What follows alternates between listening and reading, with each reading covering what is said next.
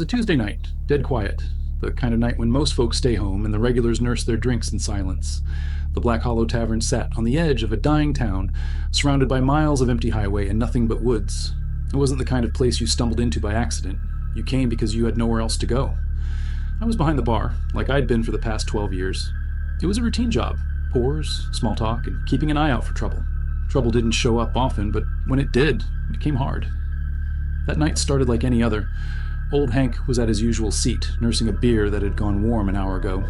A couple of guys played darts in the corner, their laughter low and lazy. Then he walked in. The first thing I noticed was his clothes. Expensive. Leather jacket, tailored jeans, boots that probably cost more than my monthly rent. But his face told a different story. It was sharp, pale, and hungry, like someone who hadn't slept in days. His eyes darted around the room, taking everything in like he was sizing us up. "Whiskey," he said, sliding onto a stool. His voice was smooth, calm, but there was something underneath it, something cold. I poured him a double, and he knocked it back like water. "Another," he said, and I obliged. For a while he just sat there, quiet, but I could feel the tension radiating off him. I've seen enough people in enough bars to know when someone's carrying something dark with them. This guy was loaded. "You don't look like you're from around here," I said, trying to keep it casual. He looked up, a smirk tugging at the corner of his mouth. "Passing through," he said. "Long drive." I nodded, pretending to care. The truth was, I didn't want to talk to him, didn't want to get involved. But something about him made it impossible to ignore. It wasn't long before the others started noticing him too. Hank kept glancing over his beer untouched. The dart players whispered to each other, their game forgotten.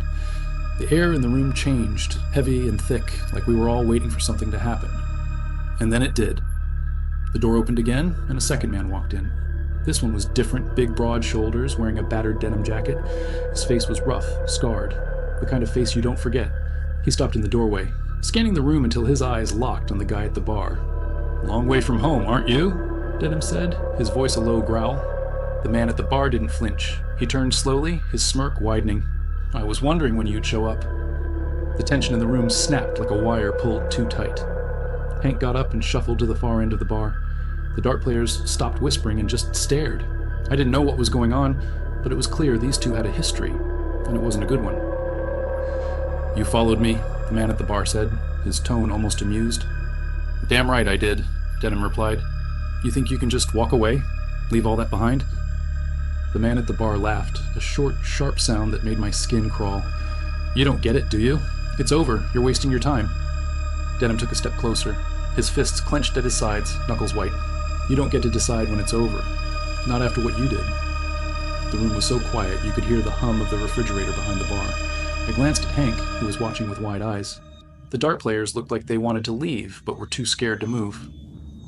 "I didn't do anything," the man at the bar said, his smirk fading. His voice was sharp now, defensive. "That was your mess. I just walked away." Denham didn't buy it. "Bullshit. You set it up.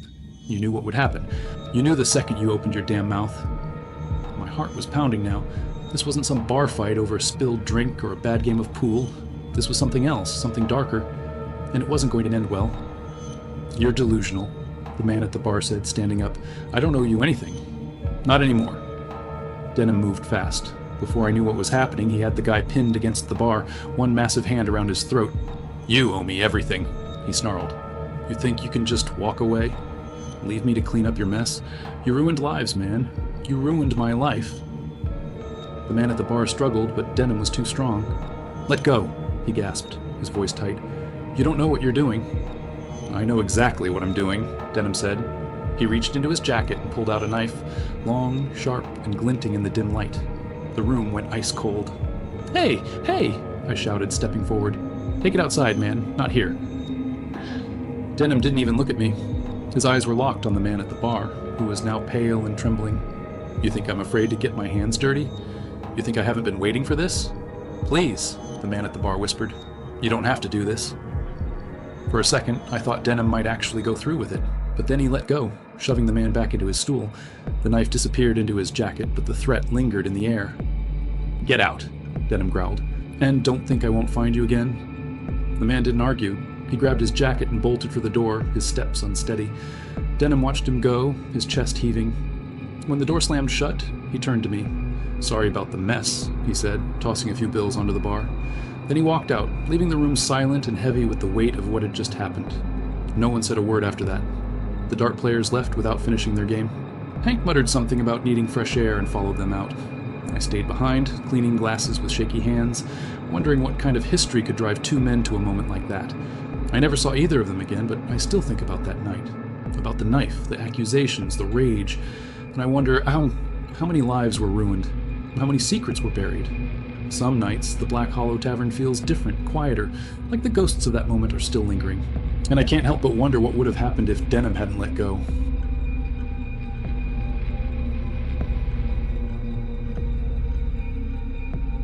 When you work in bars long enough, you get used to weirdos. They come in all shapes and sizes, the quiet ones who stare too long, the loudmouths who think they're funny, and the angry ones just waiting for an excuse to start something. But every now and then, you get one who sticks with you. Not because they were obnoxious or dangerous, but because you never really figured them out. This happened back in 2013 at a dive bar called the Hollow Tap Room. It was the kind of place that looked like it had been slapped together with whatever materials were lying around. A mix of rough wood, peeling paint, and neon signs that only half worked. But it had its charm. Regulars loved it, and the booze was cheap enough to keep it busy most nights. That night, though, it was slow. A Monday in February. The streets were icy, and the wind howled loud enough to rattle the windows. I was behind the bar, flipping through my phone while keeping an eye on the handful of customers scattered around. There was Carol and Mitch, an older couple who came in every Monday for their whiskey sours and gossip.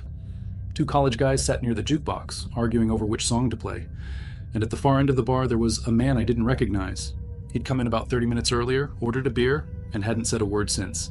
He wasn't like most of the usuals who came in to blow off steam or chat. He was quiet. Too quiet.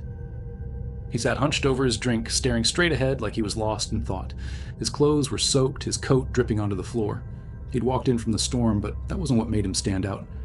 It was the way he held himself, tense, coiled, like a spring ready to snap. I walked over, forcing a smile. "You good over here? Need another beer?" He looked up, his eyes dark and sunken. "Not yet," he said, his voice low and rough. Then he turned back to his drink. Okay, I thought. No big deal. He wasn't the first guy to show up in a bad mood, and he wouldn't be the last. I left him alone and went back to my phone, trying to ignore the uneasy feeling in my gut. About 15 minutes later, the door opened again. A woman walked in, shaking snow off her coat. She was tall, mid-30s maybe, with sharp features and a confident stride. She scanned the room, her eyes landing on the man at the end of the bar. Her expression tightened. "Hey, pal," she called out, her voice cutting through the low hum of conversation. "You've got some nerve showing up here." The man didn't react at first. He kept staring at his drink, his fingers tapping lightly on the counter. Then, slowly he turned to look at her. "You following me?" he asked, his tone flat but dangerous. "Don't flatter yourself," she shot back. "I'm here for a drink, not to deal with your crap." The room went quiet. Carol and Mitch stopped mid-conversation. The college guys exchanged nervous glances. Even the jukebox seemed to hum a little softer. The woman walked to the bar, taking the stool 2 seats down from the man. "Vodka soda," she said, not bothering to look at me. I nodded and started making the drink, my hands a little shaky. I didn't know what was going on, but it was clear these two had history, and it wasn't the kind you reminisced about over a couple of beers. "Surprised you're still in town," the man said, breaking the silence. His voice was low, almost a growl. "Someone's got to clean up your messes," she snapped back. "Still blaming me, huh?" He shook his head, laughing bitterly. "You never could take responsibility for anything." She slammed her glass down on the counter, hard enough to make me flinch. "Responsibility? You want to talk about responsibility? After what you did?" "What I did?" He stood up, towering over her. "You were the one who—" "Enough," I barked, stepping between them. My heart was pounding, but I forced myself to stand firm.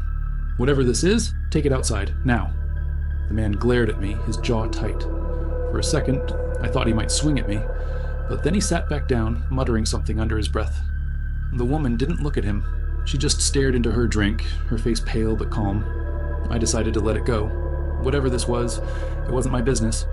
I went back to wiping glasses, keeping one eye on the two of them. The tension hung in the air like smoke, thick and suffocating. The regulars started leaving one by one, the unease driving them out into the storm. By midnight, it was just me, the man, and the woman. "You think you're so righteous," she said, suddenly breaking the silence, "but you're just a coward." The man didn't respond.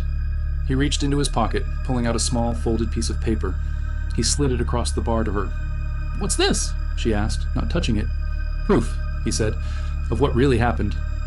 She stared at the paper for a long moment before picking it up. Her hands trembled as she unfolded it. Her eyes scanned the words, and I saw her face go pale. You're lying, she whispered.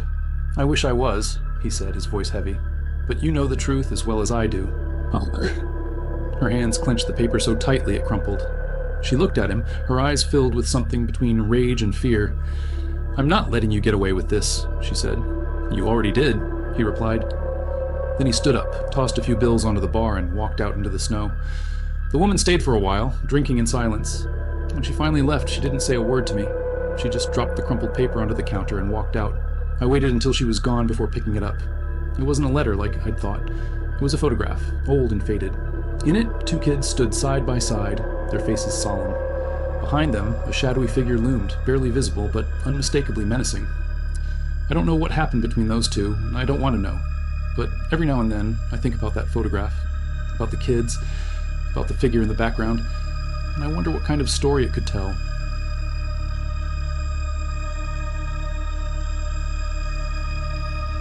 Let me tell you about the last time I worked a late shift. I wasn't planning to quit bartending that night, but after what happened, there wasn't much choice. It was a Wednesday, one of those slow nights where you have time to wipe down the counter 100 times and rearrange the liquor bottles just to keep from falling asleep. The bar was called Charlie's Joint, a dimly lit hole in the wall tucked between a laundromat and a pawn shop. It wasn't much, but the regulars liked it and it kept the lights on. That night, it was dead. Just me, a guy named Travis in the corner nursing a bourbon, and a middle-aged couple who looked like they'd run out of things to say to each other 20 years ago. The clock over the bar ticked louder than the conversation. Around 11:30, the door creaked open. A man stepped inside, shaking off the rain. He was tall, maybe mid-40s, wearing a beat-up leather jacket and a baseball cap pulled low over his face. Something about him made me uneasy right away. He moved too slow, too deliberate, like he was taking in every detail of the room. Hey there, I said, forcing a smile. What can I get you? He didn't answer right away. He just walked up to the bar and sat down, his movements heavy, almost mechanical. When he finally looked up, his eyes locked onto mine. They were dull, like he hadn't slept in days. Whiskey? Neat, he said, his voice low and gravelly. I poured him a drink and set it down in front of him. He didn't touch it right away, just stared at it, like he was waiting for something. You all right, man? I asked, trying to keep it casual. He glanced at me, and for a second I thought he might smile, but he didn't. Just a long day, he muttered. I nodded and backed off, giving him space. Something about him felt off. But you get all kinds in this job, and most of them just want to be left alone. Travis left a little after midnight, mumbling something about an early shift. The couple followed soon after, leaving me and the guy in the leather jacket. The rain was coming down harder now, pounding against the windows like it was trying to get in. I was wiping down the counter when he spoke again. Quiet night, he said, not looking up. Yeah, happens a lot on Wednesdays, I replied. He nodded, then took a sip of his whiskey. For a while, we just sat there in silence, the only sound the hum of the old neon sign outside. Then he said something that made my stomach drop. You ever wonder what it feels like to kill someone? I froze, my hand gripping the rag so tight my knuckles turned white. What? He looked up at me, his expression unreadable. To take a life. You ever think about it? No, I said quickly, my voice sharper than I intended. Can't say I have. He stared at me for a long moment, then nodded like he'd expected that answer. Most people don't, he said, but I think about it. A lot. I tried to keep my face neutral, but my heart was racing. Why's that? He shrugged. It's final. No takebacks, no do-overs. You can't undo it, no matter how much you might want to. Sounds pretty heavy, I said, trying to steer the conversation somewhere safer. He chuckled, a low, humorless sound. Yeah, heavy. I glanced at the clock. Almost 1 a.m. I started wiping down the counter again, desperate to keep my hands busy. You know what's funny? He said, his voice cutting through the silence like a knife. You work in a place like this long enough, you hear all kinds of things. People tell bartenders stuff they'd never tell anyone else. Yeah, I said cautiously. That's true. He leaned forward, his elbows on the bar. Ever hear something you wish you hadn't? I hesitated, not sure where this was going. Sometimes, but it comes with the job. He nodded slowly, like he understood. Then he reached into his jacket pocket. My breath caught as I watched him pull out a folded piece of paper. He slid it across the bar toward me. What's this? I asked, my voice barely above a whisper. Just take a look, he said.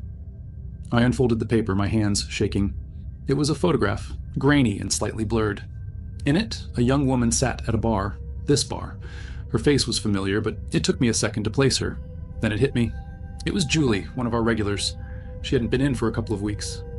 "Where'd you get this?" I asked, my voice trembling. He didn't answer. He just stared at me, his expression blank. "What happened to her?" I demanded. He leaned back, taking another sip of his whiskey. "I think you already know," he said quietly. My stomach turned. I glanced at the photograph again, noticing something I'd missed the first time. A faint smudge of red on the edge of the bar. "What the hell did you do?" I asked, my voice rising. He didn't respond. He just stood up, tossing a few bills onto the counter. "Thanks for the drink," he said, his tone casual, like we'd just had a normal conversation. As he walked toward the door, I called after him. "Hey, you can't just..." But he was already gone, the door swinging shut behind him. I stood there for a moment, my mind racing. And then I grabbed my phone and called the cops. When they arrived, I handed over the photograph and told them everything. They searched the area but didn't find him. A week later, they pulled Julie's body out of the river. The details were never released, but the cops said it wasn't an accident. I quit the bar a few days after that. I couldn't shake the feeling that he'd come back, and I couldn't stop thinking about what he'd said, that people tell bartenders things they'd never tell anyone else. Sometimes I wonder how many more photographs he has, and how many more bars he'll visit before someone stops him.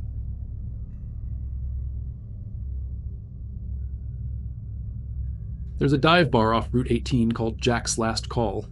It's not the kind of place you go to make friends, and it's definitely not the kind of place you'd ever want to stay too long. The neon sign buzzes erratically, and the smell of stale beer and regret hits you the second you step inside. Most folks in town know better than to drink there, but for outsiders passing through, it's just another cheap pit stop on their way to nowhere. That's what it was for Aaron and Logan, two friends on a cross-country road trip. They were heading west, chasing sunsets and freedom, but a wrong turn and a low gas tank brought them to Jack's. It was late, close to midnight, and they figured they'd grab a couple of beers and wait for morning to fill up at the station down the road. The bar was nearly empty when they walked in, just a few regulars hunched over their drinks, their faces as rough as the warped wood floors. The bartender, a middle-aged guy with a buzz cut and a scar running down his cheek, barely looked up when Aaron ordered 2 drafts. Logan nudged him. 2 whiskeys, too, he said, grinning. "We're celebrating." The bartender didn't crack a smile. He poured the drinks, sliding them across the sticky counter without a word. Aaron and Logan took a corner table near the back, laughing quietly about the place. It was the kind of laughter that came from being a little too tipsy and a little too overconfident. They didn't notice when one of the regulars, a wiry man with hollow cheeks and sunken eyes, turned in his seat to watch them. Or when another man at the bar, a big guy with a gut that strained against his flannel shirt, gave a low chuckle and leaned over to whisper something to the bartender. It wasn't until the bartender walked over to their table, wiping his hands on a dirty rag, that Aaron felt the first twinge of unease. "You boys from around here?" the man asked. "Nope," Logan said, tipping his chair back on 2 legs. "Just passing through?" The bartender nodded slowly. "Passing through, huh? That's good. Real good." He smiled then, but it didn't reach his eyes. "How about a round on the house? House rules say newcomers get the first game." "What game?" Aaron asked, his voice cautious. The bartender's smile widened. "Darts," he said. "Winner gets another round. Loser..." He let the word hang in the air, thick and heavy. Aaron and Logan exchanged a glance. Logan shrugged. "Sure, why not?" The bartender disappeared behind the counter and came back with a set of darts. The wiry man and the guy in flannel moved closer, their eyes glittering with something Aaron couldn't quite place. A third man, a tall, lanky guy who looked like he hadn't eaten in weeks, emerged from the shadows to join them. The bar felt smaller all of a sudden, the air thicker. "Rules are simple," the bartender said, setting up the dartboard. "Hit the bullseye, 3 shots, best score wins." "And the loser?" Aaron asked again, his mouth dry. The bartender's smile vanished. "You don't want to lose." Logan snorted, trying to play it cool, but Aaron could see the tension in his jaw. "Fine," Logan said, grabbing the darts. "Let's do this." The first throw was solid, just shy of the bullseye. The wiry man clapped slowly, a grin spreading across his face. "Not bad, city boy," he drawled. The second throw landed even closer. Logan turned to Aaron with a cocky smirk. "Told you I've got this." But the third dart slipped. It veered off course, hitting the edge of the board and bouncing to the floor. The room went silent and Logan's smile faltered. "Guess you lose," the bartender said, his voice cold. He nodded to the wiry man, who stepped forward, cracking his knuckles. "Wait," Aaron said, standing up. "What the hell's going on?" The bartender shrugged. "House rules." Before Aaron could react, the wiry man grabbed Logan by the collar and yanked him toward the back door. Logan struggled, cursing and yelling, but the man's grip was iron. The other two men closed in, blocking Aaron's path. "Let him go!" Aaron shouted, but his voice was swallowed by the sound of Logan's screams disappearing into the night. The bartender leaned against the counter, watching Aaron with a cold, detached expression. "You should have just had your drinks and left," he said, "but you had to play the game." "What are you doing to him?" Aaron demanded, his fists clenched. The bartender didn't answer. Instead, he nodded to the big guy in flannel, who stepped aside to reveal a small window in the back wall. Aaron moved closer, his stomach twisting as he peered through the glass. Outside, under the flickering light of a single bulb, Logan was tied to a chair. The wiry man stood in front of him, holding a set of darts. He tossed one lazily in the air before throwing it with precision, embedding it into Logan's thigh. Aaron recoiled, bile rising in his throat. "Stop it!" he shouted, banging on the glass. The bartender grabbed him by the arm, his grip like a vice. "Sit down," he said, his voice low and menacing. "Or you'll be next." Aaron sat, his mind racing. He needed to do something, anything, but the room felt like it was closing in on him. The regulars watched him with a mix of amusement and indifference, as if this was just another night at Jack's. The screams outside grew louder, then stopped abruptly. The wiry man walked back inside, wiping his hands on a rag. "Your turn," he said to Aaron, tossing the darts onto the table. Aaron looked at the darts, then at the bartender. "I'm not playing." The bartender leaned in close, his scarred face inches from Aaron's. "You don't have a choice." That's how the cops found him 2 days later, slumped in a booth with bloodshot eyes and a dart clutched in his trembling hand. Logan was never found. Neither was the bartender or the regulars. Jack's last call was empty, the neon sign dark. But the dartboard? It was still there, riddled with holes, each one a reminder of a game no one ever wins.